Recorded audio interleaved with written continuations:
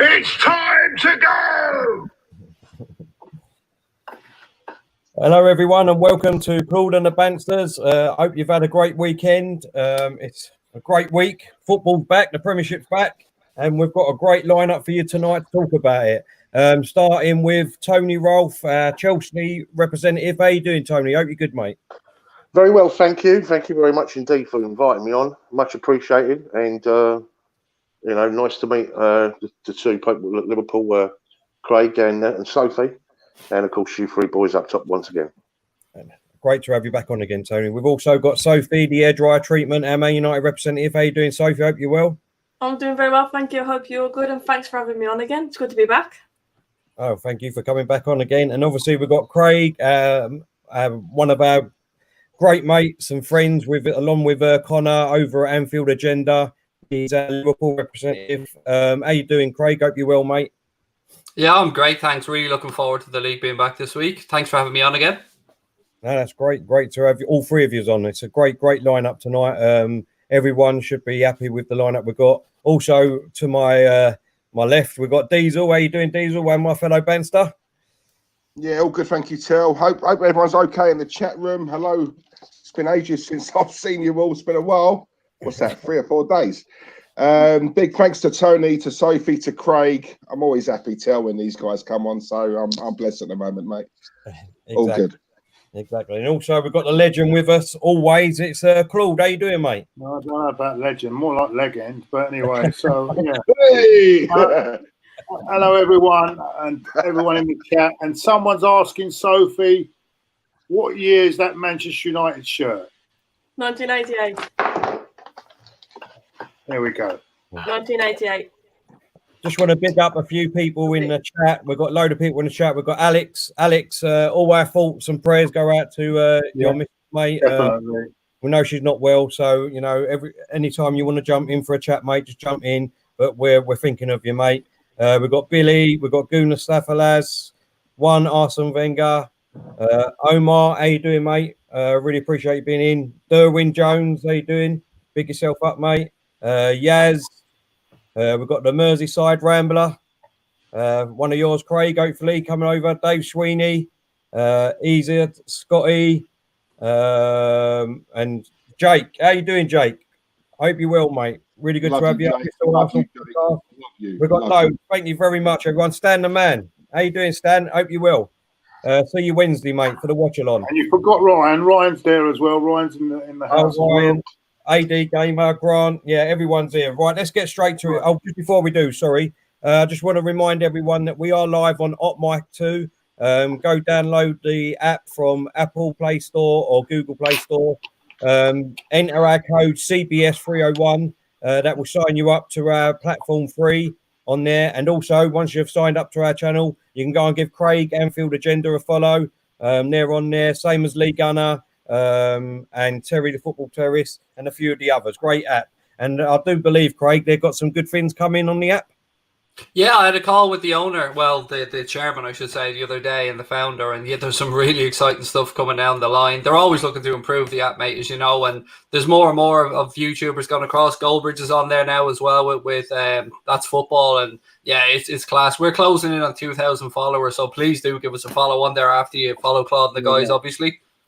Yeah, no, everyone go and do that. Just obviously, once you signed up on Hot Mic, you'll be able to sync up your app to your TV or the laptop, whichever platform you're watching the football on, and you'll be able to listen to Claude and the Bansters commentary or Anfield Agenda if you go over and watch them. And instead of listening to boring Michael Owen, Steve McManaman, and all them other boring old farts on Sky Sports or BT Sports. So do yourself a favour, download Hot Mic and watch, get our commentary. Right, let's start. So football's back Wednesday. We're going to start with the Man City Arsenal game and our title. Can we gift Liverpool the title? Because obviously, if Arsenal beat Man City, Liverpool can go to Goodison Park hoping to win the league, which they rightly deserve this season. So I'll just give you a few stats before we go into it. Arsenal have not won at the Etihad since 2015, 5 years ago in the Premier League. We've conceded 11 goals and scored 7 since then. We haven't beaten City in 8 games now in the league. City's form is drawn, 1, lost, 1-1 drawn. And Arsenal have drawn 3 and won their last 3 before the virus. And this will also be Arteta's first game under against his master. So let's come to you, Craig, first. How do you think Arsenal can do against Man City in his first game back? It's going to be difficult. I'm not going to lie. And I'm not saying this in any way to be derogatory towards Arsenal because, you know, I think you've got a good future under Arteta there, but it's difficult. I mean, it's the same. We've got to go there in a few weeks' time as well, and it'll be a difficult game for us. So from my point of view, I'm kind of looking at it and thinking Liverpool are going to have to go get 2 wins regardless. But look, it'll be great. I mean, you might catch them off guard. You might, you know, nobody knows how people are going to react to 1, the empty stadiums, and 2, you know, being away for so long. So, you know, anything is possible. We've seen in Germany that the home advantage has pretty much been made null and void, not to use that phrase. And that's a phrase I definitely shouldn't be using. But yeah, it's interesting. It's a great game to kick back off with, by the way, an absolute belter of a game. Yeah, no, I totally agree with you. Sophie, what's your thoughts on it? I think it's an awkward one to call because obviously we've had a weird break in the middle of the season. Teams that were in form beforehand are not necessarily guaranteed to be the teams in form afterwards. And I think it's an interesting one. I agree with what Craig said, that I think Arteta is the right guy. And I think that you have a bright future with him. But at the moment, you're in a bit of transition.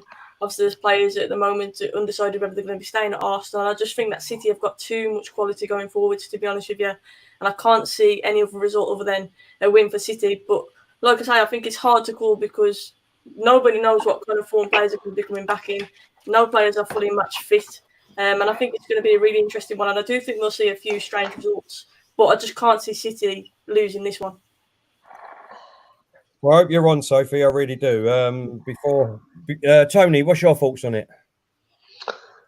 Well, I echo the thoughts of what Sophie's saying. It's been a long time. And when there's a break like this, you can't really. There's likely to be a few shocks along the way because there's been no competitive football. That said, I think City will win, and I think Liverpool will have to wait. But you know, people against the shooter, so there'll be a lot of pride at stake. I don't think you'll get smashed, but I think you'll lose. Sorry, boys.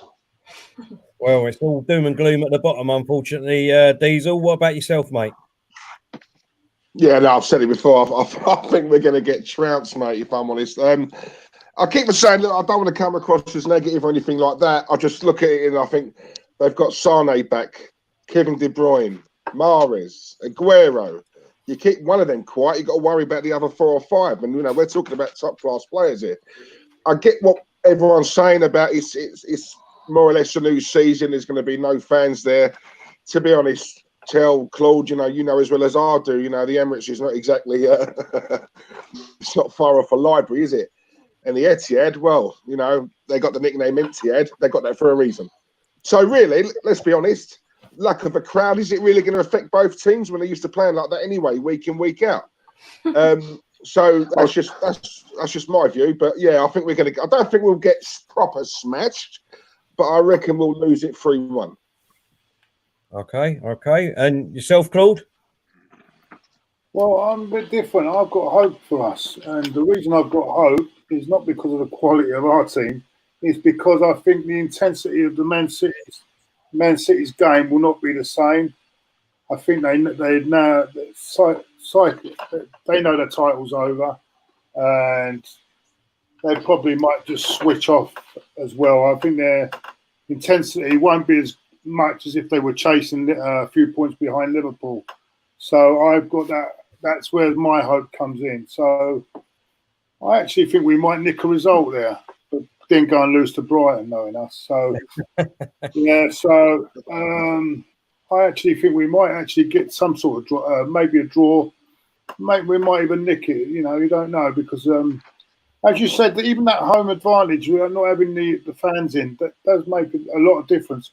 And I noticed Bayern, although they've won all their home games, they were struggling a bit on the weekend to get that home win as well. So it's not as simple. It's not that easy. Do you think that the ban that's overlooking City at the minute and obviously looming, do you think that then puts like a lack of motivation as well? Like you say, the league pretty much is over. Yeah, exactly. And then obviously they're not really competing for Champions League as well because there's that looming ban. Do you think that'll affect City as well? Well, not only that, Sophie, is also they're in that position where they can't go forward and they can't really go back. They're stuck in that position.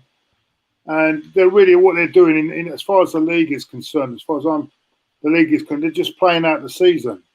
They're playing the season. That's not very easy to get players up when the season's virtually over for them, when they've got nothing really to aim for. So that's why I've got hope. That's why I think we got a chance. But we'll have to be at our best, and they'll have to drop a few levels. But who knows? We might come out. I'm hearing that Arteta's got them all worked up in the last few weeks to get going, although the friendlies don't suggest that.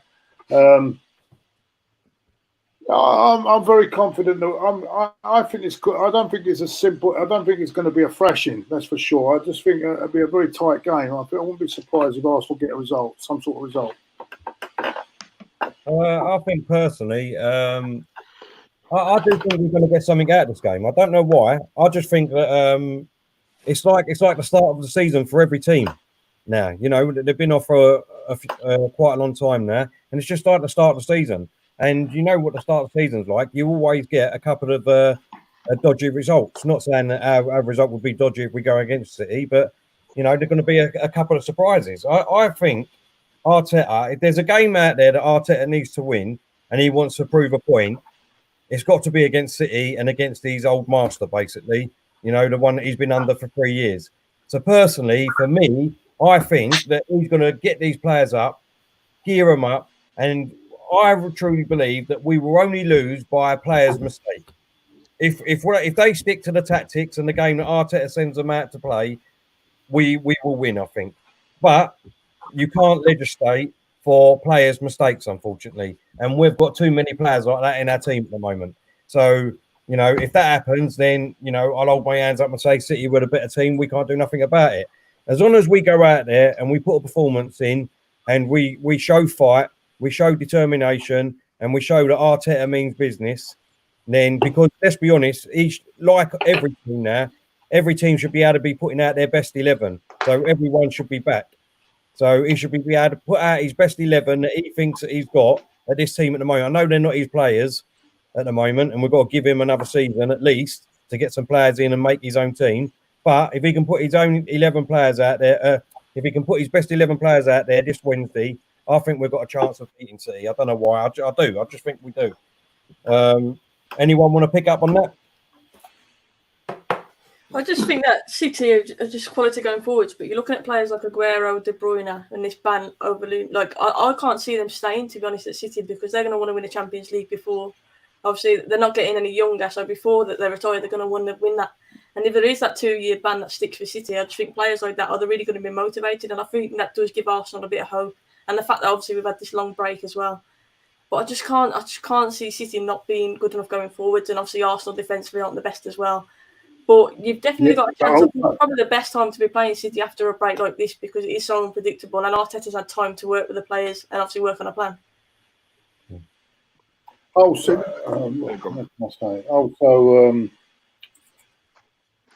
their defence is not the greatest, and I think with if our front three can really work well, and with our Aubameyang, I think we can cause them a lot of problems as well. So, I mean, everyone says it's a free ride for Arsenal because it's no one's expecting it. But if we really want to get in this Champions League, I think we need to win 8 of the last 10 games. Otherwise, I don't think it's possible. I think it's a hard task as it is, but 8 out of 10 we need to win. Yeah. Speaking about the Champions League, guys, have you seen some news came out earlier on that it looks like they've found a way of finishing this season's Champions League? It's going to be in Lisbon, and it's going to be the quarterfinals are going to be on the 12th to the 15th of August, one-legged games. The semi-finals the 18th, 19th, and the final on the 23rd. What happens with the likes of Man City, Arsenal, or Man City, Real Madrid, I should say, who still have a leg to play? I don't know, but that's what UEFA are looking to do anyway. I seen it on Sky earlier on, just before it came on. Hold on, but haven't they got the second leg of the other game still to finish? That's what I was saying. That the City Real game, I don't know about that one. And there's a couple of Chelsea as well, and a few more. I don't know what they're going to do with them, mate. I didn't hear, but that's the plan. Lisbon, apparently, they chose because there's two major stadiums in Lisbon, good public transport links. I don't know, just seen it earlier on before we came on. I'm sure that they'll have to finish the other games off. Otherwise, those clubs there'll be lawsuits going, wouldn't they, if they can't get the second leg of the other games? Because I know Chelsea are 3-0 down from the first leg and got a mountain to climb, but other games are very, very close, aren't they? Still, and the Madrid Man City game is only one goal in it, isn't it? Yeah. So it's. I think they'll have to play those second legs surely before they can go into that knockout stage or whatever. Oh, definitely. There's no way Real Madrid are going to let that go for a start. There's no way. No way. All right, let's get everyone's predictions on the game. Starting with you, Craig. 3-1 home win. 3-1 home win to City. Everyone in the comments, let us know your score predictions and all. 3-1 for you, Craig. Sophie? I'm going to say 3-2. I think Arsenal can score goals against City, but I just think City will just be too strong going forward. So 3-2. 3-2. Okay, Tony? 3-1 Manchester City. Okay, Claude? I've got a feeling we're going to nick a draw, 1-1. Diesel? Yeah, I agree with Tony. I think we're going to lose 3-1. And I'm the only one that's going to go 2-1 Arsenal. Come on, love it. Well in. Well, I mean, what's the point otherwise? What's the point of supporting us? Right? The thing is, I want to support us. As much as we say about what Sophie was saying earlier on about, the Man City players, they might have obviously lost hope or not be motivated enough. Let's not forget who their manager is. Guardiola is one of the most ruthless managers I've seen, right? Who's not afraid, to drop big players. And if he senses just a little bit, a touch, right, of a player down tools or only putting in 90 rather than 100, guess what? They're gone, right? He don't have any sentiment over there, like how we do over here. And for that reason, that's why I think the only hope I've got is that for all Man City's billions that they've got, that defence of theirs is not world class. It's not. So I think if I would take a draw right now, if I'm honest, and I think if we're going to get anything out of this game, every single player has got to be on point, right? And if we're honest, when have we said that? It's been a while since we said that. We can't afford any passengers in this game. So even if we lose, right? If I see the players go out there, put a shift in, literally play for the badge, and and leave everything on the pitch, us as fans, we can't really say much. Exactly. It's when we don't see that. That's when I get the arsehole, if I'm honest. Do you know what I mean? So I'll leave it at that. No, I don't agree. We have Man City in our second game on the Wednesday after the Sunday, don't we? So yeah. Do you think the 5 substitutions will help Arsenal? Do you think having 5 subs would benefit you in this game? No. That's the new rule. No. We're Man City, wasn't it? Yeah, exactly. That's what I'm thinking. That gives them the advantage because of quality on the bench. Exactly. We have quality. It just means we've got more crap on the bench waiting to come on. Right, let's quickly move on, boys and girls, to the Aston Villa Sheffield United game quickly. We'll just quickly touch on that because that's the first game that's back on Wednesday. Aston Villa are in dire form. They're proper in relegation form. They've drawn, won, and lost their last 4 games. And Sheffield United have drawn, lost, 1-2, drawn, and won their last game. Sheffield are going in strong. Sheffield going strong in the league this season and currently sitting in 7th place. If they win this game in hand, they could jump up to 5th place above Man United.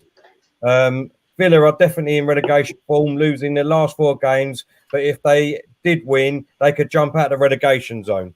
So, Craig, what's your thoughts on that game, mate? Well, firstly, two managers that you have to admire, two managers that give, like, you can see, just feel every kick that's out there on the pitch, obviously with the backgrounds they have with their two clubs. Chris Wilder, what a job. What can you say? What a job he's doing there with that Sheffield United team. And for you to be even saying that sentence, if they win, they'll leapfrog Manchester United into a potential, like, fifth could be a Champions League place if City get their ban. You've just got to say, well done to him.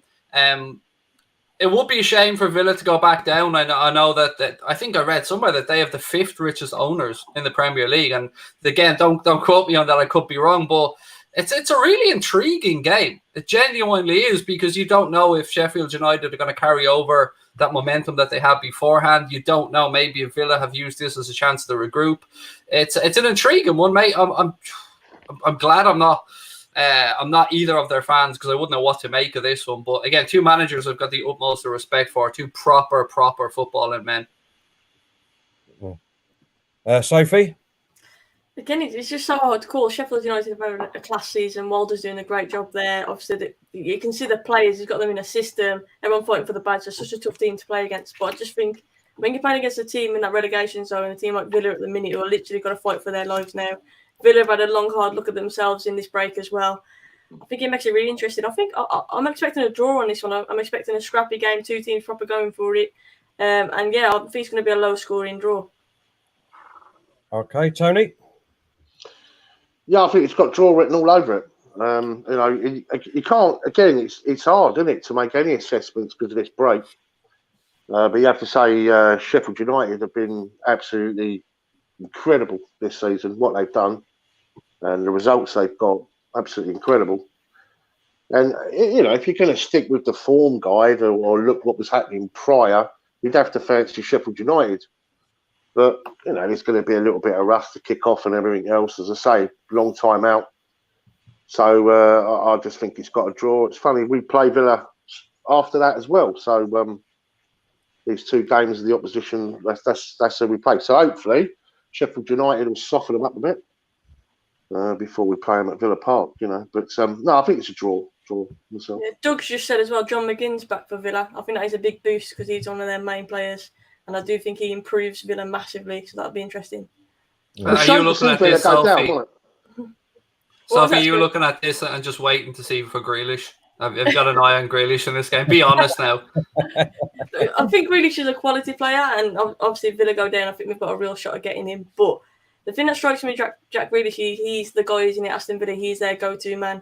If he comes to United, he's no longer the guy, and I think it's interesting because Bruno obviously plays in the 10. Predominantly, that is Grealish's best position. I know he drifts out wide from the left, I think, for Villa, but he's kind of a player that gets a free roam, and at United, he's a player that we need right now. Obviously, he boosts the quality of the squad, but would he be happy with just a squad place? I'm not so sure he would. Okay, Claude? Where is it at? Villa? Or is it at Villa? Yeah, Villa, yeah. I've got a feeling that Sheffield United might find the running a bit difficult. I'm not sure whether that break has done them any good, and I think maybe the running mentally might. They've had a good season. They're safe, and I think maybe they might start getting a few bad results towards the end of the season. I think they'll safely mid-table. Villa need it big time. I'm going to go for a Villa win here. I think Villa. Apparently John McGinn's back. I think he's a big bonus for them. I really. Everyone goes on about Grealish. I like McGinn. McGinn's much better than Grealish. Come on, Claude. That's what I'm saying. No one talks about this player. He's a really good player. I'm a big John McGinn fan. Everyone does talk about Grealish, but I think he's the man that makes them tick. And I think they might just get out of trouble. Villa. I think they might just. And I'm going to go. Actually, I'm going to go for a Villa win. I am going to go for a Villa win. All right, we'll come back to your score in a minute. We'll do the scores in a minute. Diesel? No, I think Sheffield United are going to win that. I don't think it'll be a high-scoring game. I reckon they might nick it 1-0. I think it'd be a case of, let's just get one, shut up shop, George Graham style. They don't let many goals in United, and Villa don't score many goals. So I've got a feeling it'll be a low-scoring game. But I do think Sheffield United will nick it 1-0, inspired by what could be if they win that game, and obviously they're in contention for the European places. I think that enough, and I think Chris Wilder is the kind of manager who will not allow them to slack. You know what I'm saying? So I think they'll win it, but I think they'll nick it 1-0. Okay, just before I give mine, I'm just going to shout out a few people that are over on Hot Mic. We've got Harry Osman, he said hello. Kevin, hello, Craig. McClash said, we will get destroyed by City. Kevin again said 2-1 Sheffield United is my prediction for that game into a pretend like they could be arriving late in the van. Just say well done to him. And McGlash said Sheffield United 2, Aston Villa 2. For me, like you said, Craig, I think two fantastic managers there. Both have done a fantastic job. I mean, we had our Aston Villa representative on the other day, and he was saying, it's pretty much what they expected this season, really. So they hope to stay up. I hope to see him stay up, Villa. For me, I think Jack Grealish is a fantastic player. I love him. I do think he's better than McGinn, myself personally. I just like, what I like? He's like, do you remember Costa, Diego Costa at Chelsea? He's one of them ones that wind people up all day long and he won't retaliate. And I love that. And that's what we need in our team. I mean, I'll never forget that game. I can't remember who it was. That game when he was rinsing the players and that player come over, punched him in the head at the back, and he just basically fell on the floor. It was against Birmingham. That's it. You know what I mean? Just literally laughing at them. So we've got a wind-up merchant in our team already. We've got Ozil. He winds us all up, didn't he? Come on, don't want another one, do we, eh? Diesel, I heard that Gunnersaurus isn't allowed to be inside the stadium, so can Ozil just jump in Gunnersaurus's costume and actually do something? Can you believe that, Craig? Can you believe it, yeah? Gunnersaurus is not allowed on the pitch. That's ridiculous. Right. It's ridiculous, mate. It is genuinely ridiculous. You've got mass demonstrations down London, but yet Gunnersaurus seems to be a bigger damage to our health than all them people down central London this weekend. Claude, what a joke. I told you the other day. I told you the reason. Hey? Listen, we thought dinosaurs was extinct. Now we've found one. We've got to preserve it. We can't let it die out now. That's the problem, Claude. There's one thing that actually caught my attention. Did you guys see that somebody ran on the pitch at the Barca game to try and get to Messi? Did you see that? A fan ran onto the pitch. And I'm thinking, where was he? How did he get into the stadium, first and foremost? And why is that not the news story rather than somebody tried to get on and the stewards got him? How was he in the stadium? He had a Messi shirt and all on him. Like, do you think we'll see that though? I mean, I mentioned this a few weeks back. Like, football coming back, I think it's an excuse for people to like meet up with their mates and watch it. Obviously, because you can't go to the grounds. Do you think it encourages like gatherings? And do you think, like in Porto, wasn't it, where the fans were on the roof of the stadium? Do you think we're going to see those kind of scenes in England? I certainly do. Well, I do, yeah. And I'd be interested. I don't think it'd be like. Sorry. Go on. No, I'm just going to say I don't think it'd be like it is overseas. But I think people will meet up, they'll say, well, this, they'll make a day of it, won't they? I still think won't be as mad as the stadiums. I think would be crowded, just to get a glimpse of the coach and the players. I do think there'll still be gatherings outside the stadiums. Yeah. I don't know. You might be right, mate. But yeah. Do you know what? Connor's right here. Connor, he said scenes when someone parachutes down onto the pitch. Definitely. I can see that happening. You're right. I can see something happening, definitely. Do you remember that happened in one of Mike Tyson's fights? Somebody came in a parachute with one of those fan things on their back. Yeah, I remember that. I remember seeing one before. Did you see where he landed though? He landed right next to the guys from the Nation of Islam. No, sorry, mate. No, wrong place. Just get out. It happened in '99. No one's seen him since. Happened in '99 when Arsenal were playing Villa at Villa Park. We were 2-0 up, and apparently that really our concentration went after that. The guy come down at half time. Didn't one of them? Yeah, 1999. Hey? I think one of them broke their legs and all, didn't they, at one time? Like, someone done a parachute thing like that, and they broke their leg when they come down and that. And they had to get a treatment on the pitch or something like that. I remember it. I don't know which game it was, but I remember that. Oh, before someone has a pop at me for mentioning the Nation of Islam, by the way, it's in a I documentary. was gonna ask, is the Liverpool game on a neutral ground, or is it still now? No, it's at Woodison. It's at Woodison. Right. And yes, I am intentionally saying Woodison. Reminds me of Del Boy when he was hang gliding. Oh, brilliant. Absolutely brilliant, mate. I was only watching that episode the other day. Brilliant. He used to be 6'2", but as he said, he had a bad fall. Anyway, I'll digress. Go on, whole other stream. Let's get our predictions in for this game then. Aston Villa, Sheffield United. Everyone in the chat, let us know your prediction. Let's start with you again, Craig. I'm getting splinters on my arse, and this one, mate, I'm going for a 1-1. Okay. Sophie? I agree with that one. That was going to be my shout, 1-1. Tony? Yeah, mine too. 1-1. Oh, all 1-1s at the bottom. Claude? 2-1 Villa. Diesel? Yeah, so mate, you're breaking up. Which game was it? The Sheffield United, Aston Villa, Sheffield United. Oh, Sheffield United 1-0. Okay, and I'm going to go. Yeah. I'm going to go same as Claude, 2-1 to Villa. I think Villa are going to be the surprise package. I don't know why. I've just got a feeling that they're going to pull something out of the bag and nick a win against them. All right, let's move on to the Friday night game, 8:15 p.m. Spurs against Man United. Spurs form. They won, lost, and drew. And Man United have lost, drawn, 1-1, drawn and won.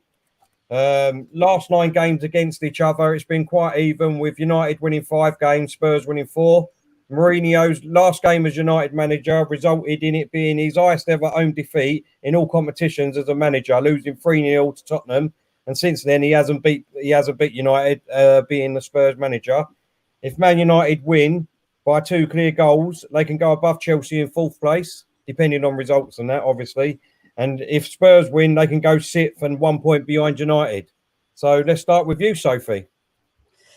It's tough, isn't it? Because obviously Spurs have got like Harry Kane back, Son back, massive boost. Ali obviously is banned. Dele Alli is a player for me who I think is a bit overrated anyway, to be honest. I don't think it makes too much difference. But I just think since Bruno's come in, there's such a positive vibe around United, and the way that we felt before lockdown. And obviously with Rashford coming back, obviously we've got Martial, Pogba coming back as well. I just think that everybody at United at the minute, it seems like the mood has changed. And I'm going to go for a win. I think it's going to be a close game now because we all know what Jose Mourinho is like. He likes to play defensive. We struggle against teams like that. And I think it's going to be a tight game. But I'm being positive. I'm being positive because I'm happy football is back. I'm happy that Pogba and Rashford are back. So I'm going to say United are going to get the win.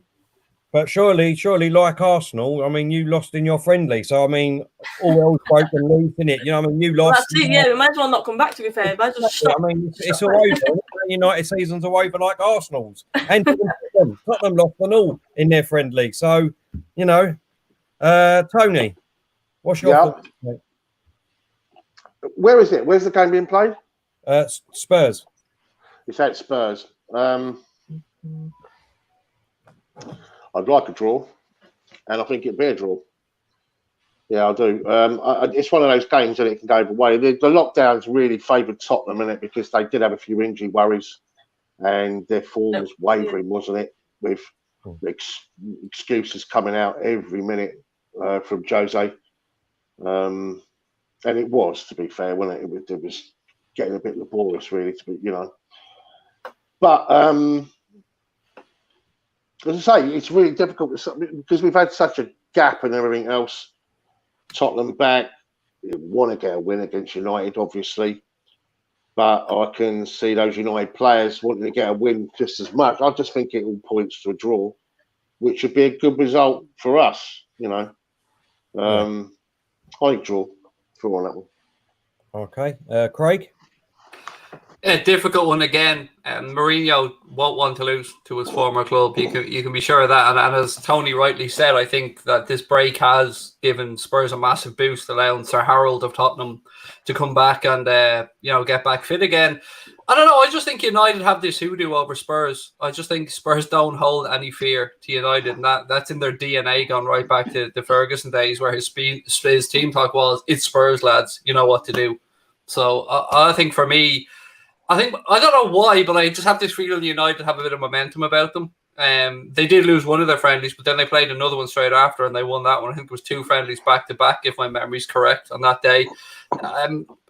It's difficult. I think we need to talk more about how Ndombele has been such a massive flop, by the way, at Spurs. I think that's gone under the radar far too much for my liking. I mean, as Liverpool fans, we've gotten stick about Minamino, who's played like 200 minutes of football or something like that, whereas Ndombele is their record signing, if I'm correct in that one, and he's been an absolute shit show. I don't understand why they brought Mourinho in. Wrong man. I mean, I know my good pal Expressions likes to call him Trophy Mourinho. He won't be bringing any trophies to Spurs. I don't know. I've got a feeling United will nick this one. Okay. I'm different to you, Craig. I think that they picked the right manager, and none may continue there because he won't win no much trophies, like you said. And as far as I'm concerned, that's absolutely brilliant. Claude, what are you saying, mate? Go on, Claude. Let him have it. Go on. Dear. He's got a great record. You cannot argue against his record, mate. Yeah. Listen, United are, for me, are the form team at the moment. They are playing really well. And I think the missing piece in their jigsaw was the creativity of Fernandes. I think he's given him that extra lift. I really Spurs. Kane is back, but hasn't played for how many? 4 months, 5 months. Ain't going to be easy to come straight back in. I actually think United will win quite comfortably, actually. Okay, Diesel? Yeah, sorry, Tel, before I answer that, can I just say, I'm seeing a few comments in the chat room about certain racist comments, right? I haven't seen any myself personally. I just want to address this. With what we're going through at the moment, we won't have that on this channel, right? I've always said it. We've got one of the best chat rooms on YouTube, in my opinion, right? And the reason we have is because we've got decent people in the chat room. If I see a racist comment, I don't care where you're from, Somalia, Kenya, or whatever, England, it doesn't matter, right? We're all people here, right? We're all fans. Yeah, so if I see one racist comment, there's no talk of a timeout. You're blocked. End of. All right. So I hope that clears out for everyone in there. Now, you see that, mate. No, that's all right, mate. That's all right. Whoever it is, I'm watching you. Right. Who was it? Sorry, Spurs and Man United. That's it. Yep. At White Hart Lane. Shite Hart Lane. Sorry, my fault. Apologies. So I'll be honest. I think it'd be a tough one. I think. I look at Mourinho and I think he's not going to. I don't know. They got the. No, do you know what? Sod it. I think Man United will probably do it. Unfortunately, I think they'll probably do it 2-1. I'm saying this because I love Sophie. No, I'm joking. No, to be fair, I think they were in form. From what I'm hearing, a lot of their players have looked sharp in training. Pogba's back. Be interesting to see how he plays with Bruno. I know, yeah. Pogba. The Man United Ozil. No. Be fair, Diesel. Ozil doesn't have an emoji after him. Come on, he doesn't have his own emoji. Can I just say something about Pogba? Nothing but a couple of brands. That's all they are. Come on. For me, listen, I think Mourinho are part of the bus. I think he's part of the bus. He's going to want to try and get one over United. But to be honest, I think you're going to be too good. So I think you go there. I think you can win 3-1. To be honest, I can see it happening. It's Rashford coming back for me. Rashford just looks. I mean, I know there's a lot of stuff that Rashford's doing at the minute, and he's proud of. We're proud to say. Right, and he should be. I echo that. Rashford's charity work's been amazing. Fair play to him, honestly. typifying being a role model. That's what you want to see, isn't it, from your professional football players? And I just think credit to him where it's due. But he looks sharp as well. He looks fit and he looks buzzing to be back. And I just think that's got to be a positive for us because I love Marcus Rashford, to be honest with you. And I'm just so happy that he's back and he looks like he's fighting fit and he looks sharp. Yeah. So, if you know what, right, I tweeted it today because I've been reading about what Marcus Rashford is doing, and I actually tweeted it today that I made a point of saying rivalries aside, what you're doing is absolutely fantastic, and a lot of us guys, all channels do it. We all sort of bash these football players because they're always in the media for the wrong reasons. This needs to get a mention, right? Because what he's doing is absolutely brilliant, and I just hope others follow suit. Because he's impressed me, and I can't speak highly enough of him. Fair play to you, Marcus. And fair play to Turan, because you're right, mate. Arteta is much better than Jose. At this point, you're talking crap. Oh, come on. Jose's washed up. I'm telling you, Jose has washed up. Anyway, let's get some results for this game. Starting with. Come back to me, Terry, when Arteta wins the trophy, Jose Mourinho as well.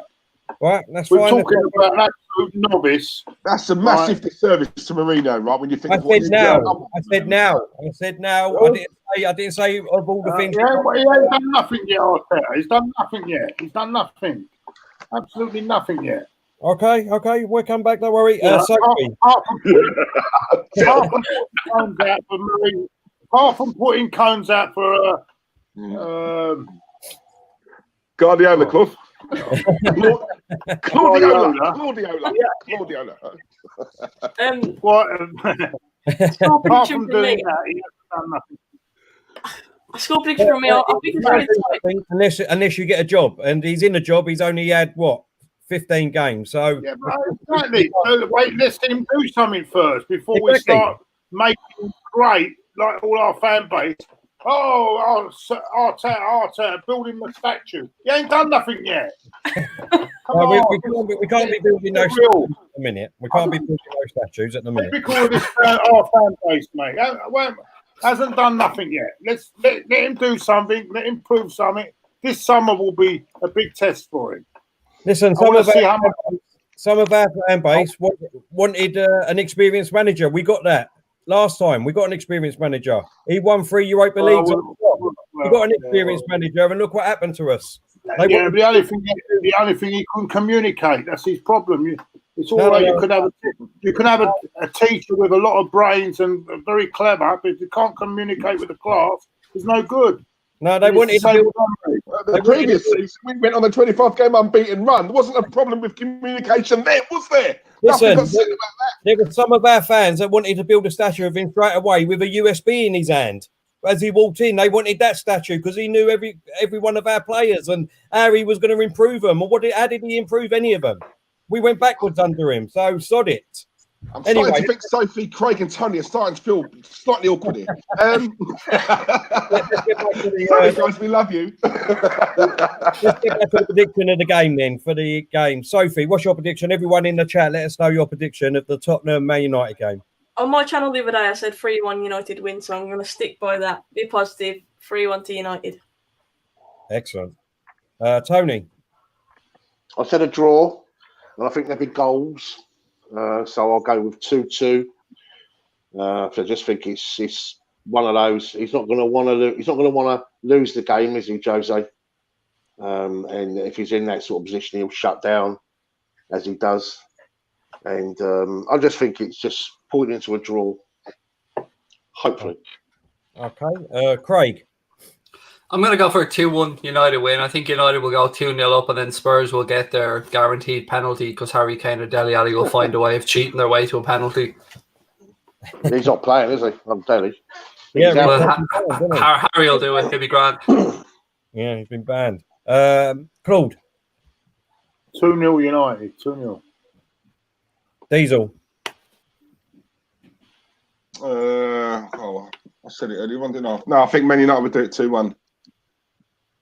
I'm going to go 3-1 to United too. So I think really it's going to be a United win by what we're saying. Right, let's move on to the Sunday game. Aston Villa going to be playing their second game in a week versus Tony's team, Chelsea. We've already had Villa's form. Now, I mean, they're in dire straits at the minute. Chelsea's form has been a draw or loss, win, draw, win. Chelsea are flying high this season under Lampard, and up to now have had a fantastic season. Villa are fighting for their lives, but can't see nothing but a Chelsea win. Chelsea would keep fourth place, but cut points down to 2 behind Leicester if they win. So, Tony, what's your thoughts on the game, mate? Well, we've had a good pre-season, sort of behind closed doors game. Yeah. Friendly. We've just smashed QPR for 7. It's just depending on what team he's going to play, and obviously the fact that Villa play a few days prior. We'll have to see what energy levels, etc., how we set up as a unit. And funny enough, Villa Park, it's never really one of those stadiums. We're a bit hit and miss there, But that's normally with a full house when when Villa are really behind their team. They do make a bit of noise, Villa. I do like the acoustics of Villa Park. That's why I want them to stay up, to be fair. It's really, I think, the top away day. But I think that, we're in good nick. We've got some good players, and we're in good form. We know what the job we've got to do. And I think, am I right in saying against the top teams, I made a little note here, 1 point in 12 games against the top teams, Villa. Yeah. It's poor, isn't it? I think it's very dependent on how they do against Sheffield United, Yeah. If they get smashed, or if it depends also how much effort they put in, with maybe they're losing that game 1-0 and they're still driving forward right to the last. And then you think, well, actually, because they've had a game to get in a bit of a stride. Is that an advantage? But that 5 substitution thing, I think that'd be good for us, so we can freshen it up. And I just think we'd have too much from tell you the truth. I really do. And I think we'll get 3 points. I really do. Okay. Sophie? I think, again, like I mentioned earlier, when a team's fighting to stay up, I think it becomes less predictable. And to be honest, I can see Villa getting a scrappy draw. I can see them, maybe Chelsea struggling to break them down and Villa getting a late equaliser or something like that. I think it's going to be quite a tight game. I think straight away, like before this break, you said Chelsea would beat Villa, but I think having this break, Villa have had time to work on stuff. We've already mentioned McGinn coming back as well. That'll give them a confidence boost. And I just can see it being a tight game, so I think they might get a scrappy draw there. Can I make a quick interesting point? I just wanted to throw this out there. Sorry, I know you want to go to somebody else or that. That's all right. Just a quick one, right? Sometimes, when you're Man United, Chelsea, Liverpool, when you're a big club, right? What tends to happen? All the home games, right? Clubs tend to come, don't they? Sit deep, and that's the problem that we've had this season, struggling to break teams down when they're sitting deep, in 2 banks. However, most away games, right, the better sides tend to do well because the home side, regardless of where they're sat in the table, tend to come out more. Now, with that in mind, that's normally because they get a good home support from the crowd, right? So they feel more compelled to push forward. Do you think that teams playing at home without the supporters are more likely to play as an away side? It's a good question, but obviously, you said Villa got a point against top teams, got a point against United, and I'll compare United to Chelsea this season the way that you can't break down teams that sit in, and that's exactly why I think Villa have got a chance of getting something in this game. I don't think it'd be necessarily pretty to watch, but I just think when it gets down to the nitty-gritty, I think they could scrape a draw. But yeah, it's a good point. Without the fans there, obviously, if you're pushing for a winner at the game, you haven't got that extra oomph for the fans, and I think it makes it really interesting. Because normally in the last 20 minutes, when you're playing away from home, it does tend to open up. Especially if your own supporters really getting behind them. Yeah. They do tend to pitch that extra little bit further forward. That opens up more gaps. And then if you've got better players towards the latter end of the game, you can exploit it, Whereas in a home game, they're more likely to sit deep, 2 banks of 4, whatever. But we've got no supporters inside the stadium. So from a psychological point of view and tactically, our manager's now going, well, hold on, we may as well treat this as an away game, even though we're playing at home. Yeah. And do you see what I'm saying? I'm just. Do you think the crowd noise is interesting? If stadiums play the crowd noise, in Germany, some stadiums. I disagree with all this.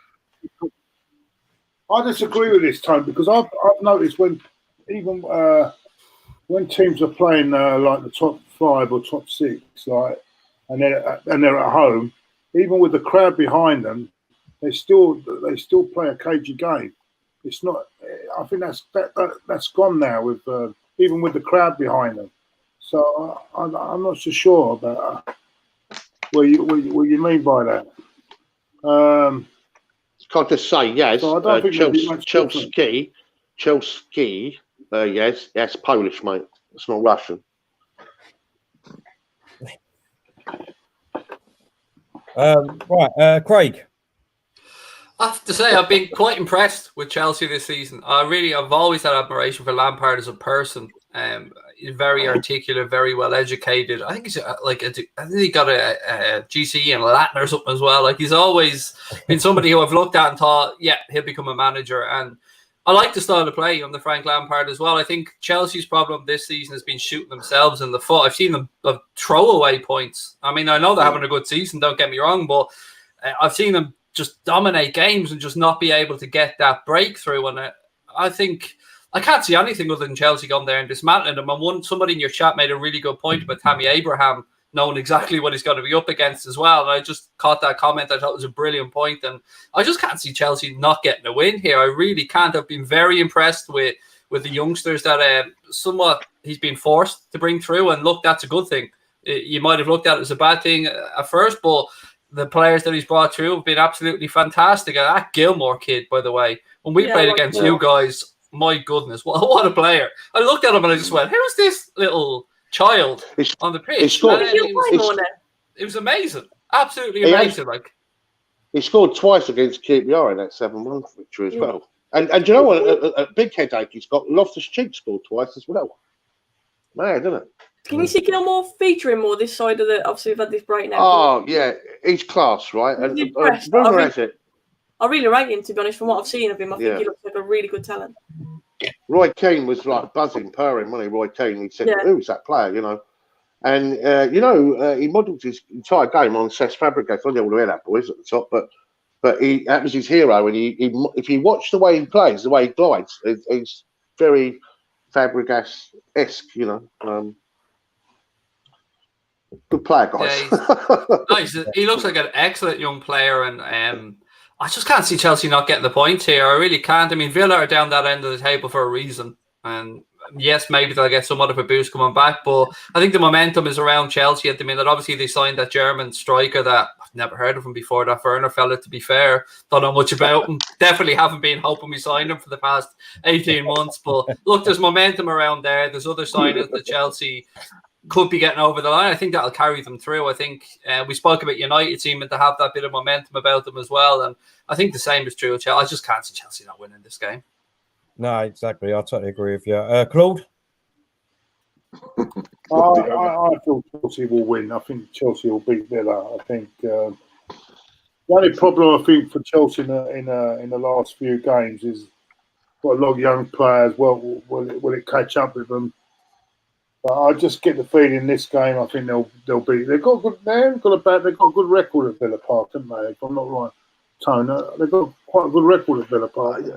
It's hit and miss, Claude. It's hit and miss, mate. And I've got to tell you, when Villa come to us at the Bridge, we smashed them. We had about 30 shots on goal, and we were winning the game 2-0. And then Villa nicked one very late, and then we were proper holding on for the last. In fact, they nearly got a late one. You know, that's what I imagine the game to be like. To be honest. Yeah, I fancy Chelsea will win this one. I do. I think. The rest of the season, I think they're going to have a big battle with United for that fourth spot. I agree, and I think maybe their inexperience in some of the players that they've got and in the manager as well may just see United just cross the line. But then again, they say fifth is up for grabs as well. So yeah. With this ban, I don't know what's going to happen with this ban. According to some, that the city have got lawyers that would get, as I say, Stevie Wonder a driving license. So,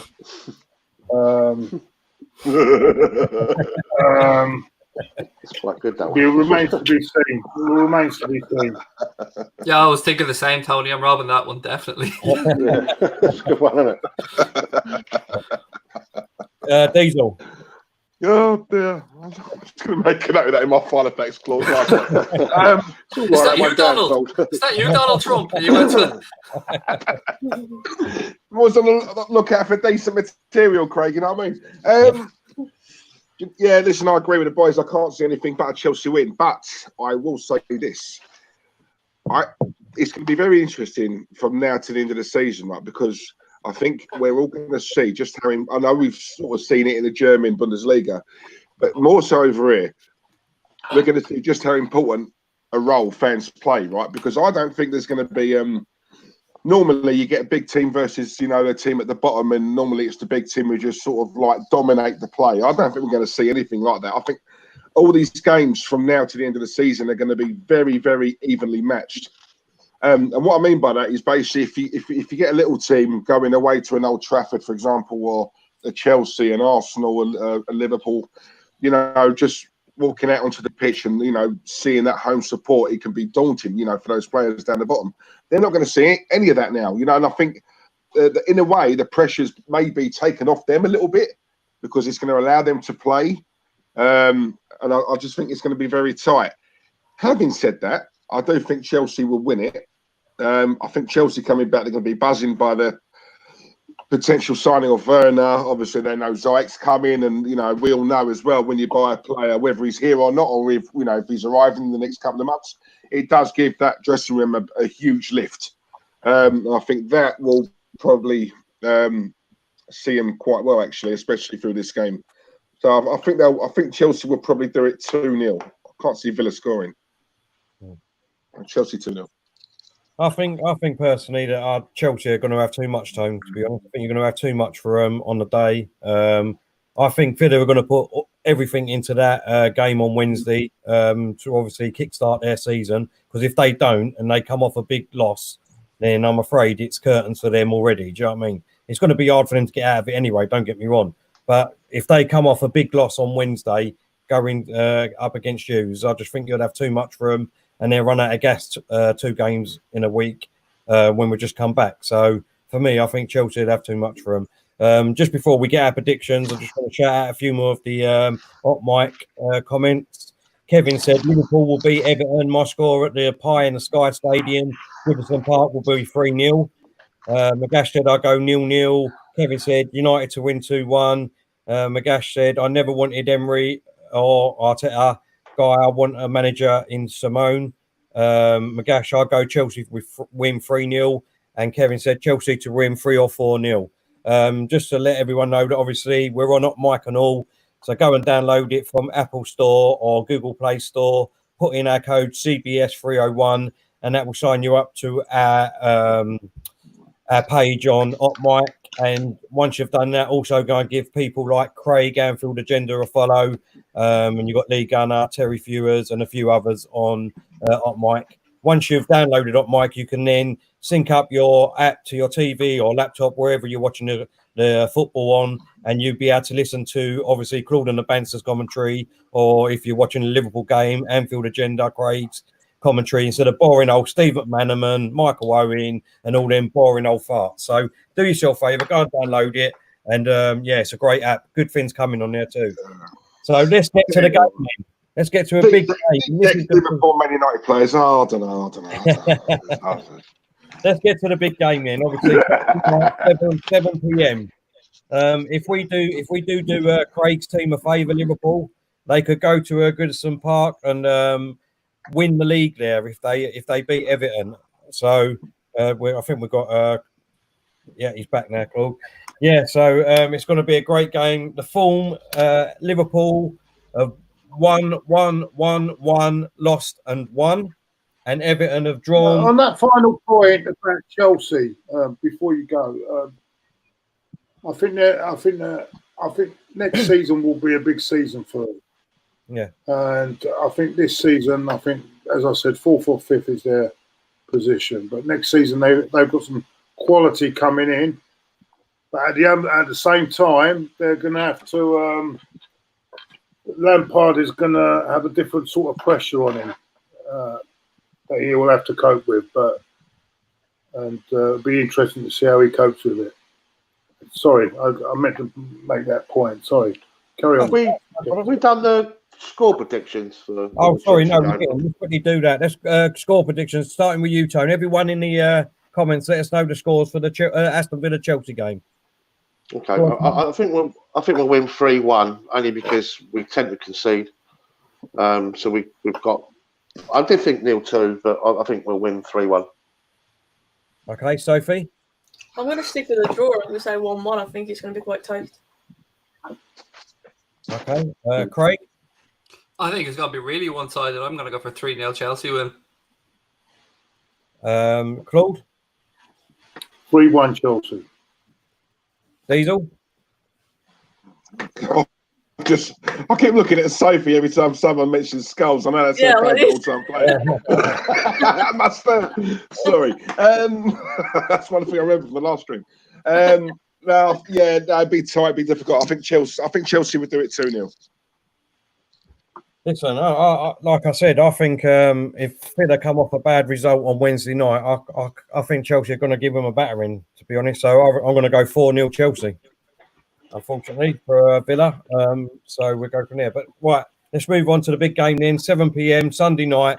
Like I said, if Arsenal beat City, Liverpool can go to Goodison Park and the Merseyside Derby and win the league if they win. The form guide, Liverpool have won 4, lost 1, and won their last game. Everton have drawn 1-1, lost, drawn, and lost. Everton haven't beaten Liverpool in all competitions since October 2010. That's a run of 21 games, losing 11 times and drawing 10. So it's going to be weird without no crowd there for the first derby of the season, basically, since we've been back. What's your thoughts on it, Craig? What a game, by the way. What a game for us to come back to play. Yerry Mina's out for them, so that's a bit of a blow on the defensive side of things. Carlo Ancelotti is an excellent manager. Look, there's a lot of things that I would belittle about Everton over the years, but I'm not going to disrespect that man and his achievements in the game. How could you? Exactly. It just speaks for itself what he's done. I still think we're too good for them. I genuinely think we're too good for them. I think we've spoken about United carrying momentum in as well. Liverpool, I think, are just chomping at the bit. We know there's still a lot for us to play for. We need to get 6 points, obviously, unless you guys do us a favour on Wednesday. I think we have to. I have my eye on that 100 points total that Manchester City set. If we can break that, if we can get 101 points, which is entirely doable, that, in my opinion, we will go down as one of the greatest teams of the Premier League era, without a shadow of a doubt. I mean, you can make arguments about the Invincibles, and I hear and accept those arguments, of course, because nobody else has done that. But to have it within our grasp to be able to do this, I mean, going to Goodison, it would be lovely to win it at Goodison, but it's a crying shame that, you know, those Liverpool players, Jurgen Klopp and the fans won't get to celebrate that title win inside Anfield in front of a packed house. But we are where we are, unfortunately. Everton have improved under Ancelotti, no doubt about it. They've got some decent players in there as well. I just can't see us not winning.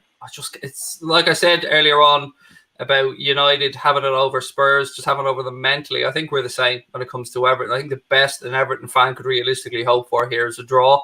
And I could be setting myself up for massive abuse, but I'm unwilling to take that chance. I think we're going to beat them. I honestly just think we're going to go there and beat them. We've got, Sophie touched on the 5 substitutes earlier on. We have some cracking young players at Liverpool Football Club, and Curtis Jones and Harvey Elliott, players that I'm looking forward to hopefully getting to see some minutes. And if we're a couple of goals up with 15 minutes to go, I'd love to see Curtis Jones get a run out as well. He scored against Everton earlier on in the season, and it's a great game, and one that I'm really looking forward to us being back with. It will be one hell of an introduction back to Premier League football if we go to Goodison and pick up the 3 points and know that next win and it's all over. Yeah. Can't really say much more on that, really. Sophie? I've got to agree. I think Liverpool are just too good for Everton. I can't see there being any other result other than a Liverpool win. Of course, I would love Everton to put up a fight. I don't think is the words to use, because last time Liverpool played, absolutely demolished Everton, and I just think that you've got too much quality going forward. So, like Mane this season has been incredible, scoring really important goals. I just think you've got far too much quality going forward, far too much quality across the board, to be honest, and I just cannot see anything other than a Liverpool win. No, I totally agree with you, Soph. Just before we You answer the question, Tone. We've got a chat here. Thank you, Delwyn Jones. Thank you so much for that. Tony, do you think Chelsea get Werner in? If deal is off, what striker else do you want? Me and Craig want Werner. Big up to Diesel. Love you, Delwyn. Yeah. Love you. Yeah, nice one, Delwyn. The deal is a done deal, mate. Listen, I don't care what anyone says. Everyone would want Timo Werner. Yeah, he's a quality striker. We've all seen his record. It's a done deal, mate. Yeah, it's just a done deal. And when people say, "Well, why ain't it been sewn up and all that?" There's a quarantine situation in our country. Anyone that goes out there, in fact, we send our medical boys out there. They come back. They've got to go to quarantine for 14 days. That ain't going to happen, right? And vice versa. If Timo Werner comes over here, he's got to go into quarantine over here. So it's a deal. It's a deal. Yeah, it's done deal. Not only But, that, yeah, Tony, he's still contracted to play. He's still contracted to play for his club, so he can't do nothing. Absolutely, and also they're not a club that's run on the German stock exchange, are they? So the way they announce their business, it's all done differently.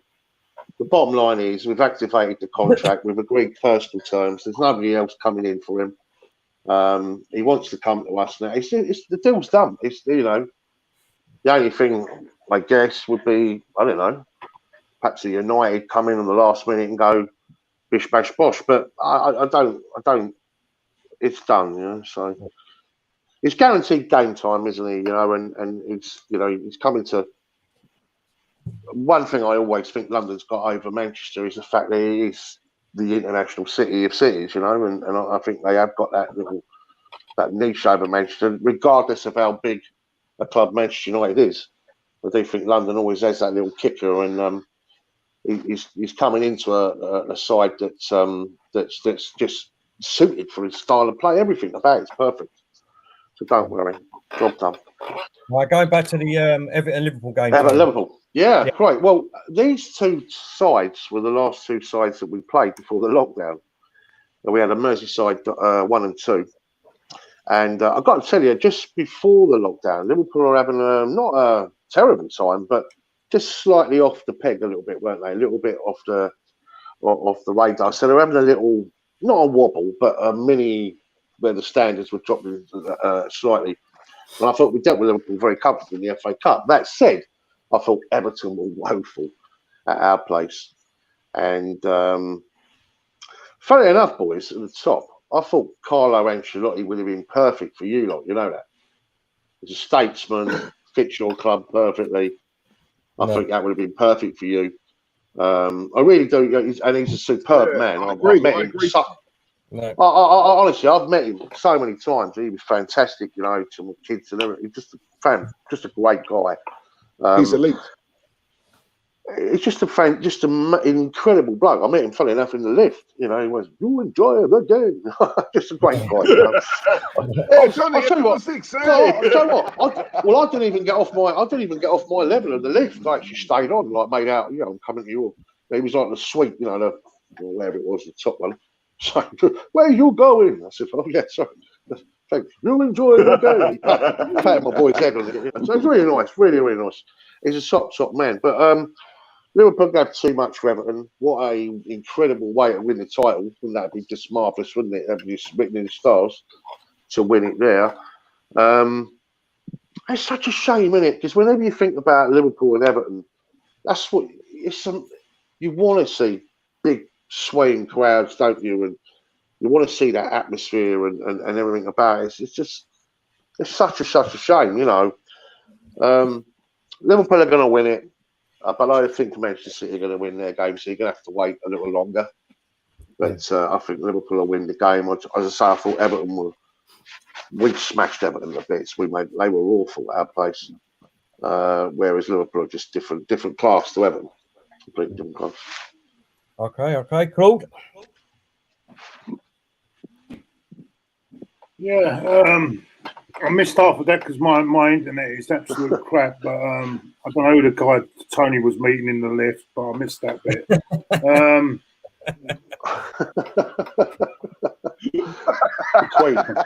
Queen. say anything now, couldn't we? I thought he died years ago. Anyway, he's let's a top go. bloke, real top bloke, actually. Right, let's. What was it? Liverpool, Everton, Liverpool. Yeah, I think Liverpool will cruise this game. I think it'll be about 2 or 3-0.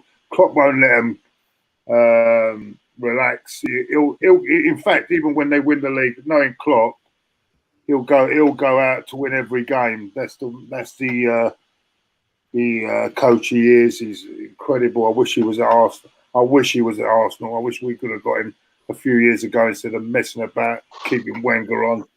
And we missed a big chance there because he's top guy. I think I'm going to go Liverpool. I'm going to say Liverpool will win that quite easily. I can't see Everton giving them any problems really. Quite a comfortable win for me. Okay, Diesel. Yeah, I echo what Claude said. Really, Klopp's that kind of manager. It's funny actually because he would have been a perfect fit for us. Even when he was at Dortmund, I love people who have charisma. I love that, and the way he embraces, the way he embraces the crowd. I mean, you only have to look at the yellow wall at Dortmund.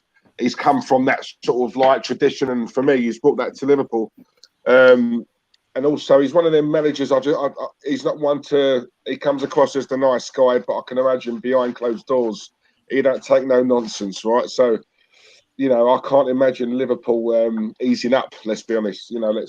They're 2 games away from winning the league. Maybe 1 game.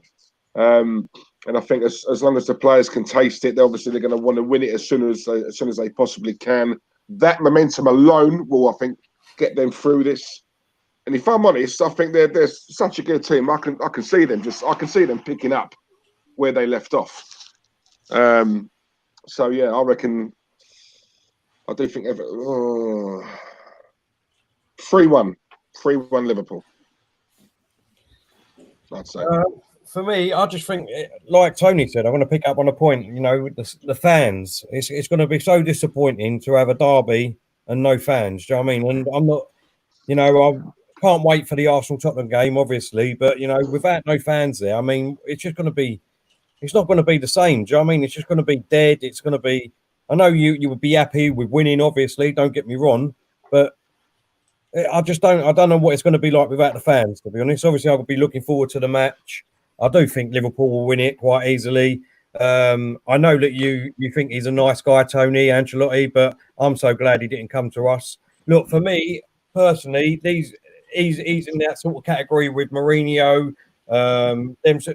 That sort of age now. Them managers are past it for me now. They're a bit like Wenger, where they don't move with the times. Unfortunately, he's not going to do anything with Everton. I can't see Everton ever going to win a cup. Maybe an FA Cup or something like that, but he's not going to do anything else with Everton. Same as Mourinho. I cannot see him winning anything at Tottenham. For me, them managers now are past it. It's the new generations, like your Lampards, your Gerrards, Ole Gunnar Solskjaer. Klopp is still a young man. Arteta, he might do something. I don't know, but you need a new, fresher blood now. In my eyes, do you know what I mean? You need to move with the times. Football's totally changed. Mourinho's still a young guy, He's still a young guy, Mourinho. He's not old. He's still a young guy. So, but he's stuck in his ways for me. He's stuck in his ways now. I don't think he'll change. That's just me personally. That's my own opinion. Do you know what I mean? They're stuck in the same way. No. That's just. I don't think it's so much them. I think it's more. I mean, we've said it before. These are proper managers. We're now in a world where it's all head coaches. A manager's main job now is to, be best mates. With the players, they're more like psychologists now. And I think when you look at these sort of like managers, they are the manager. What they say goes. And I think we're in a world now where you've got players who sort of there's so much player power, and it's more apparent now. And it's a case you speak to me, don't speak to me. You have to go through my agent. All them things. They never really existed back in the day. I look at Chris Wilder, he's sort of, for me, the last of the old school managers, as it were. The way we're moving at the moment, it's all head coach and it's all, hurry up with the players, because if one just turns against you, then they form their little cliques, you're out the door. And I think it's more a case of that now rather than being a manager. A lot of the power's taken away from you now. Look at our club. We don't know who's buying the players. Yeah. It's such a mishmash, isn't it? I don't know. Maybe it's that. But they don't become bad managers overnight. No, listen, it's just my opinion. Do you know what I mean? It was the same as Wenger. I've said it many a times on our shows, that his downfall was going that season unbeaten, because he should have, we should have been on top for at least 4 or 5 years after that, and he stood still. And that's where Ferguson was one of the best managers in the world. You know what I mean? He would go out every season. He knows he won the league, but he ain't going to stick with that team. He needs to freshen the team up, and you need to get these 2 or 3 great players in to help push you on. And unfortunately, these managers ain't like that now. That's just the way it is for me. I think our downfall was sentiment. Yeah, too much sentiment. Fergie never had sentiment. He wanted to win, and he wanted to win at all costs. It doesn't matter. Hate me, love me, whatever. You ain't performing on the pitch, you're out. I don't care about the name on your back. There was no sentiment. He was also we had sentiment. Fergie was very clever with opposition managers. He got them on side. The ones he wanted to, he knew that he could beat. He got them on side, so he got them to play better against other teams. He's a very clever man. Very clever man. Yeah, very clever. I think Sam Allardyce is still up Fergie's hole somewhere. Yeah, well, that's what I'm saying. He got them because he knew he got them motivated for games against Arsenal, Wenger, and all that. And Wenger was picking enemies with everyone. Where Fergie, he was friendly with all the ones he knew he could beat. He was praising them up, saying you're the top guy, and they loved it. They loved him for that. So. Yeah, and he's very clever guy, and that's why he's successful. Not only that, he's a genius, man. The man is a genius. The only one I would say above him for me is Cloughie. I love Cloughie. Cloughie was an absolute. I think when you look at managers like Fergie, long-term managers, it's rare, isn't it, in football nowadays to have managers like that. I can't think of a long-term manager. Well, you gotta have Paisley in this conversation as well. By the way, you know what, Sophie? He got out at the right time as well. He knew what time to get out. He knew to get that team. That was a great achievement. To get that team to win the league when he actually left, that was incredible. He knew the right time to go and everything. He stitched Moyes up proper, didn't he? He fucking stitched Moyes up proper when he left. Shut up with that. Don't even talk about Moyes, please. He knew the Titanic was sinking. He knew it was sinking, and he thought, "Fuck that! I'm out of this ship, and I'll leave this shit to someone else." And that someone else, unfortunately, I must have had a few run-ins with him because I can't fucking stand the bloke. So I get David Moyes in to take the flat, and that's what he's done. He should have stayed at Everton. You know what? I just want to quickly ask Sophie a quick question, right? Because I just want to know if I'm right in saying this. When Moyes took over at Man United, he brought in his own backroom team. Yeah, am I right? A mistake, in my opinion, a mistake. It's all set in place. All you got to do is come in, just let it, right? But obviously, he wanted his own people. In a way, I kind of get that. I'm sure I saw an article or I think it was an interview with Rio Ferdinand saying what went wrong. Moyes came in, brought his own people in, lovely blokes, but these people, they're not winners. They haven't won anything. So they're now telling us what to do. What, Diesel? And one of them was Steve Brown, who coincidentally is now at the Arsenal. And I'm sure he mentioned Steve Brown's name, Rio. He did. He mentioned his name. Claude, hate to worry you,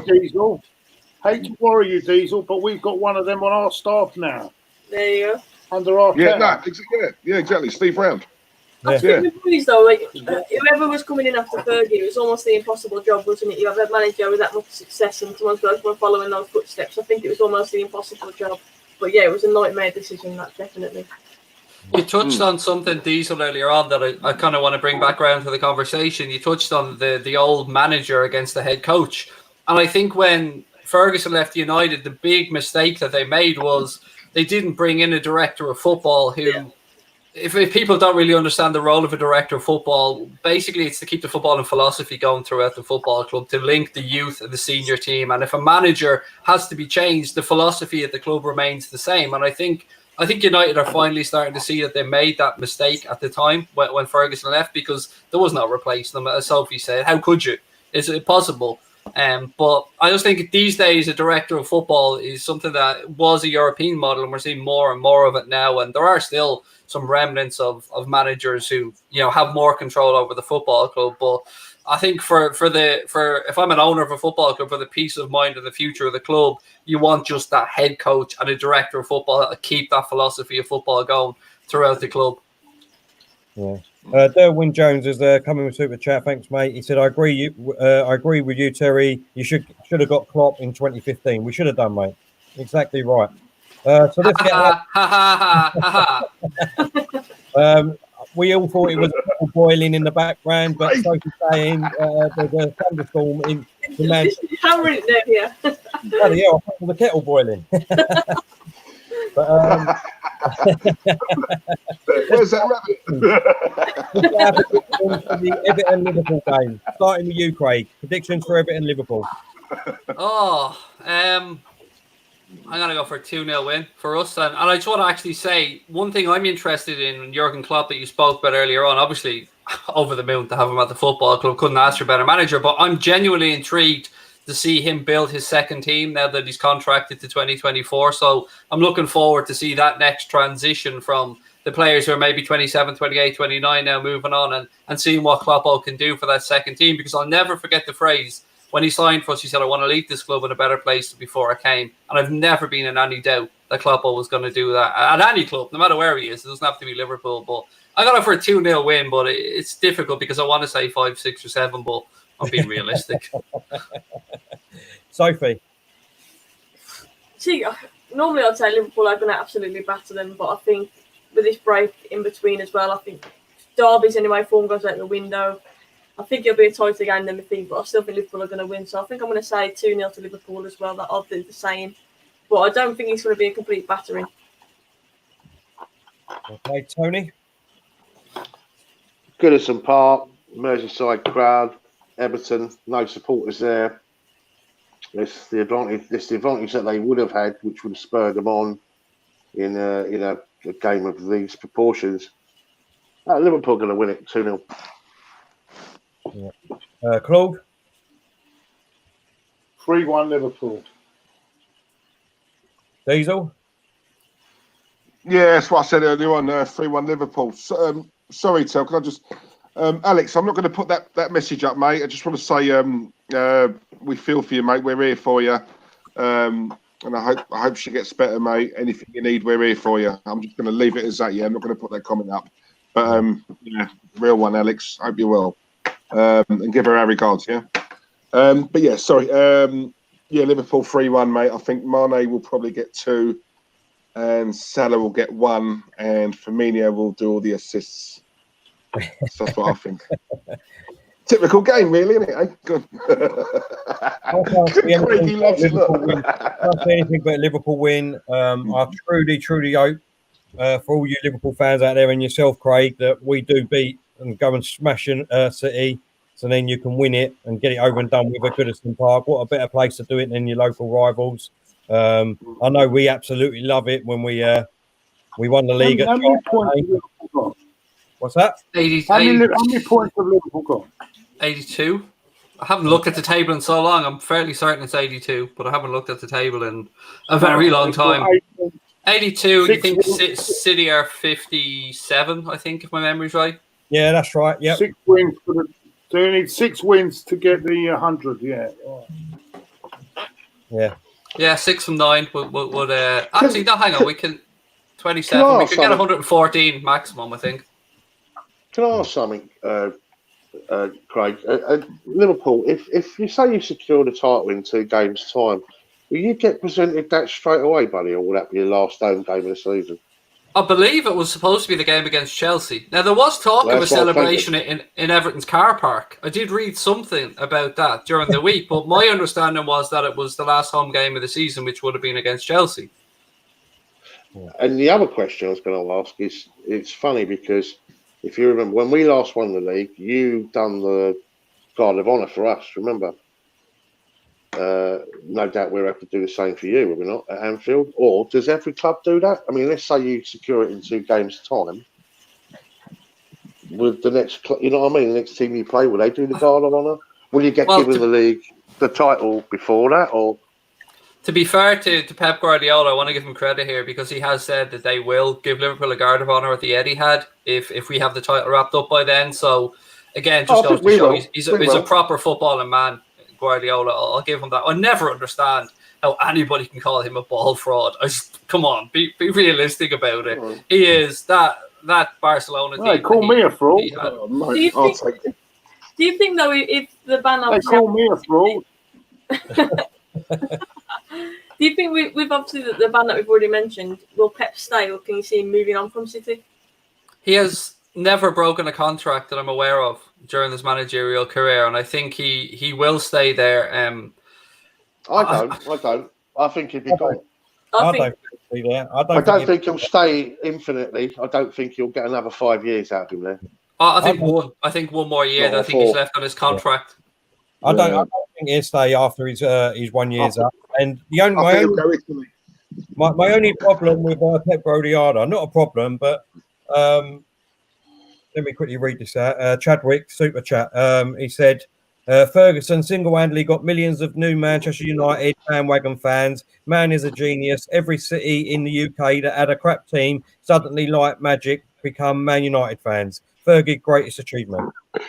Sophie, do you get to comment? But the only problem with Pep Guardiola is that realistically, if he wanted to be an elite manager in my eyes, he should have come and signed for Arsenal and took Arsenal over.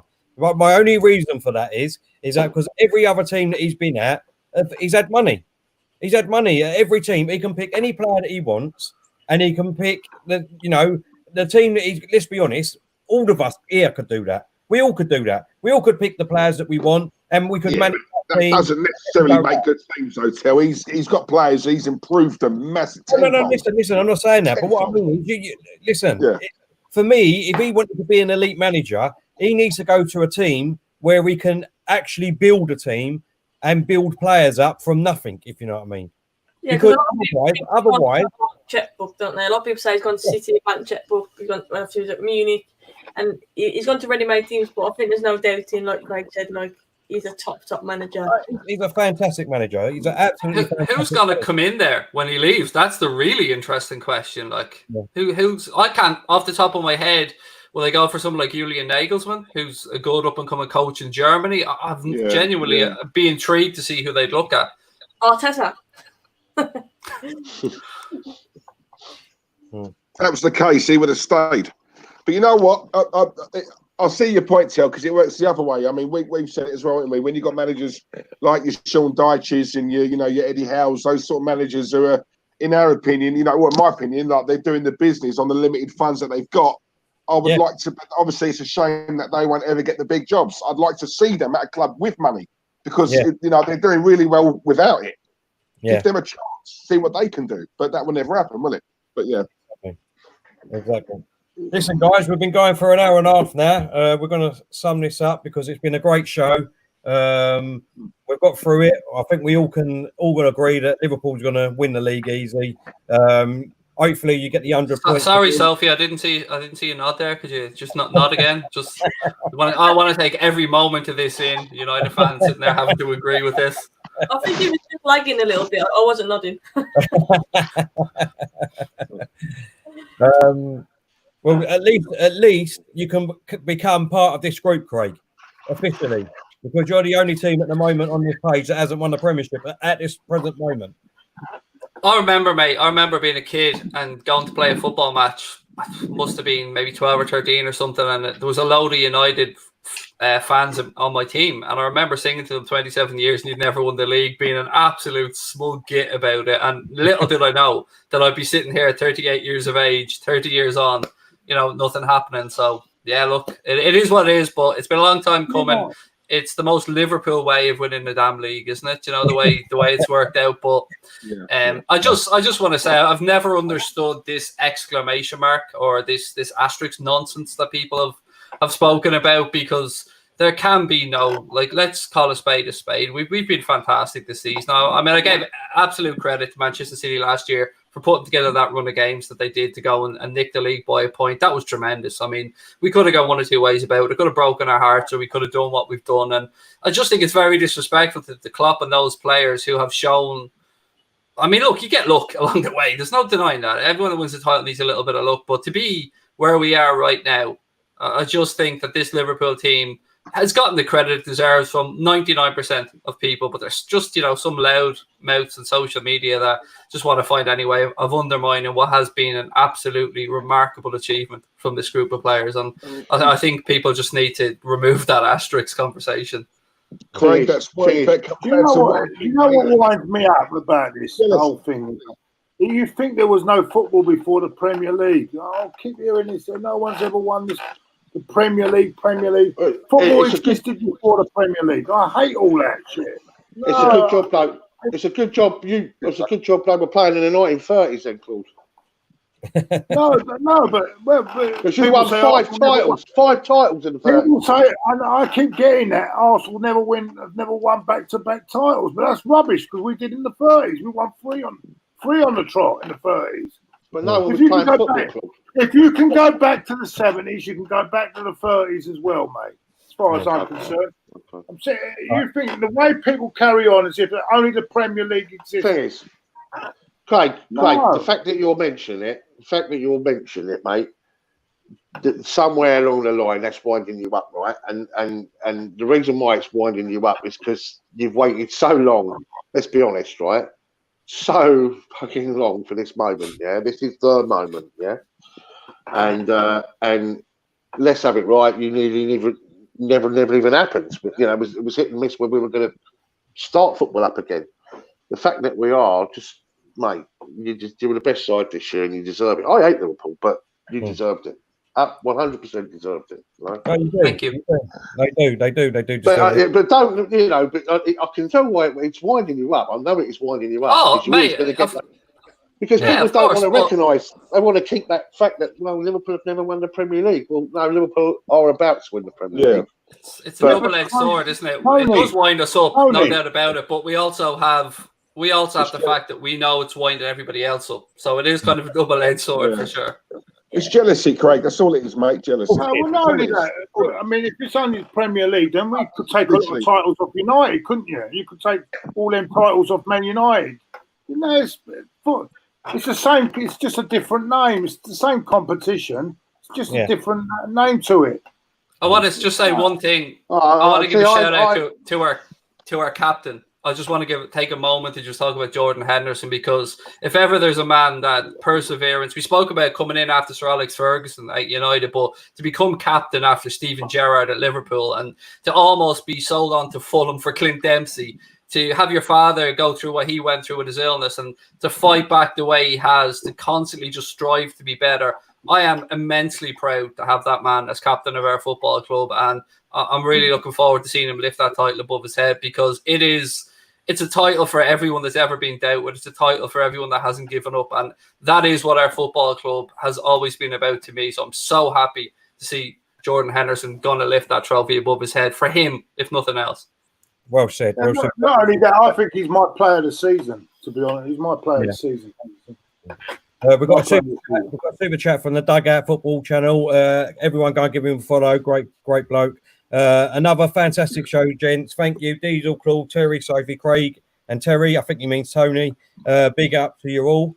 Thank you for your super sticker, Joanne Fisher. Much appreciated. Thank you for everyone in the chat. Much love. They've really enjoyed the show. They've said, everyone. I just want to shout out, obviously, again, we will be doing load of watch-alongs nearly every day. There's a game on, so we'll be doing a watch-along. So please go and download Op Mic from Apple Store or Google Play Store. Put in our code CBS301. That will sign you up to our channel. It's all free. And then when you're there, you can go and give Craig Anfield Agenda a follow. They're on there. same as League Gunner, Terry from the Football Terrace, and a few others. And then you'll be able to sync up the app to your TV or the laptop. You'll be able to listen to Claude and the Bansta's commentary if you're watching Arsenal, or if you go over to Anfield Agenda, you'll be able to listen to Craig's voice instead of them boring old gits, Michael Owen and Steve McManaman and all them other ones. Get rid of them. Come get the new commentators on the block, and that's Claude and the Bansters and Anfield Agenda. I just want to say we might have a show tomorrow. It's for our big reveal, our big announcements, what's coming up on our show. We just got to tie up a couple of things. Hopefully they get done tonight, and then we'll advertise the show. So please come along and watch out for that. And I just want to say thank you very much, Tony, for coming on. Hope you enjoyed the show. Yeah, absolutely. Always with you guys. And much love and respect to Sophie and Craig down below. And obviously you boys up top. Thank you very much for allowing me to come on. Thank you. Oh, Nice one, Tony. Thank you, Tony. And we'll have you again on as soon as we can get you on, mate. Sophie, again, thanks for coming on. Been a great guest. Hope you enjoyed it. Thank you for having me on. I really appreciate it. Great to meet you, Tony, as well. But yeah, thank you guys for having me on. I love talking to you guys about football, and how good is it to actually have football coming back as well very soon. But yeah, thanks for having me on again. I appreciate it. No. And we're same again. We're trying to get you back on as ASAP, Soph. And Craig, once again, I just want to give a big shout out to you because you've helped us out in a big way, mate. You're always there when I need a bit of help, and I'll give you a message. You pick it up straight away, and you've done that literally from the start when we tried to get you on the show, mate. So I want to big you up, and Connor and Anfield Agenda, and everyone. Please go and give them a follow. And I hope you enjoyed the show, Craig.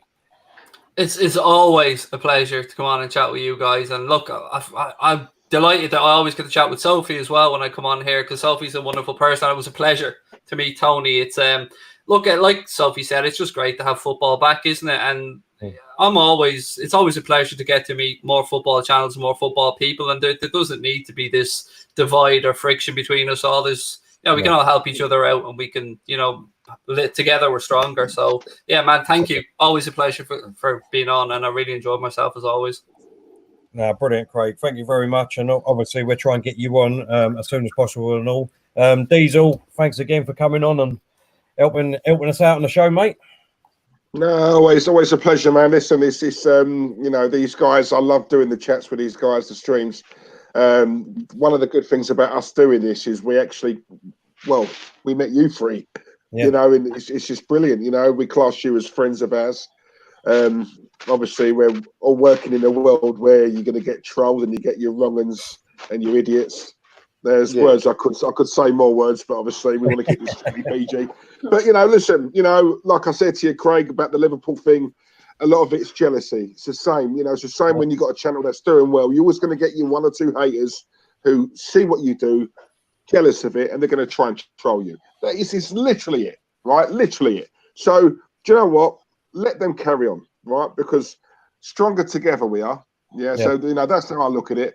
Lucky and privileged to have met you guys. Sophie, love you. I know you're Man United. We're not all perfect, right? But that aside, top girl, love you. Tony, love you. Love you too, buddy. Love you, mate, obviously. And Craig, just to echo what Terry said, whenever we've needed a favour or some advice or help, because we're still quite new at this, you've always been there for us, mate. And I mean, always you, both you and Connor. Absolute privilege, mate, to have you as a friend and to call you a mate. So, top man. Just thank you, all you guys. And all you guys in the chat room. I keep saying it, we've got one of the best chat rooms on this, on YouTube. Love you all, and I will constantly say that every stream we do. So, thank you for watching. Much appreciated. Well, there's not much left to be said. Obviously, we'd like to say, get Claude to say goodbye, but he's having problems with his internet again. He keeps ducking and diving. I'm sure he loves you all, and he would want to thank you in person, but he'd probably do that in message. Tony, Sophie, and Craig, once we go off. There's not much left to say, but, we're not long now. Couple more days, and then we're there, people, and hopefully we can do it for you, Craig. So we're quickly back. Let's get him on quickly. Say goodbye. Claude, do you want to say any final words, mate? tell you what, this machine's going right out the window in a minute, I tell you. He's top to mine, isn't he? I need someone. I need Time to go. it's time for this machine to go. That's for sure. Yeah. That's it. No, I just want to say. Thank you for. Someone in the comments said what a great show this is again tonight. But you can only make a great show if you've got great guests, and I think we've got three of the best here tonight. Thank you so much to Craig. Thank you so much, Craig. Good luck for the rest of the season. I'm sure that title is very near for you, and I will raise a glass when you win the title on where it could be against Crystal Palace, I think. Sophie, always a pleasure, darling, to have you on, and thank you for coming on. And of course, my old pal Tony, old school. Thank you for coming on as well, mate. And What about the 6? well, that's all I can say, and all I'm going to say is, and of course, my two men that run the thing for me. If without them, I don't know where I'd be today, mate. So thank you for Diesel and Terry, a great host. Thank you for hosting that. Terry's name. And I'm off to smash this machine and get a new one. And as I say, it's time to go. I just want to go quickly before we go. We don't know when the review the Premier League show will be back because obviously there's football nearly every night. So we will try and fit in shows when we can because obviously we'll be doing the watch along. So, but as soon as we can, we'll fit it in. If not, once the season's finished, we'll get it back on then. So we look because we love doing it. I mean, getting guys on like you three. Yeah. Look, in the words of Bruce Forsyth, I'm going to leave you with this. Don't tell anybody, but you three are my favourites, all right? So there you go. Hey. Everyone, thank you very much. Much love to everyone in the chat, and we'll see you all soon. And come on, we're going to beat City. I think my laptop's in the same state